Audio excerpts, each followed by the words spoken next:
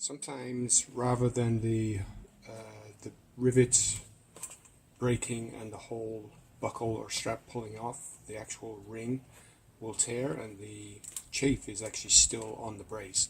So to replace it, we have to remove that chafe from the brace. There are two ways to do that. One way is to pull it off. You need some pincer pliers like so. You're going to grab it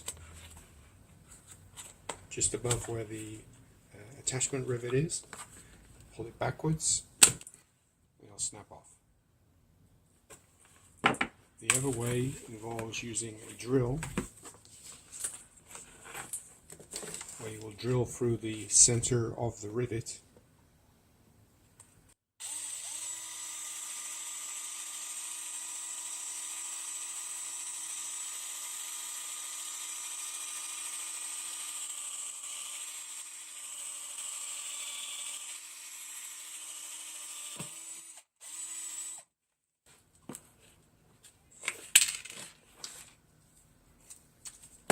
And the chafe pulls up. It's now ready for you to attach a new buckle.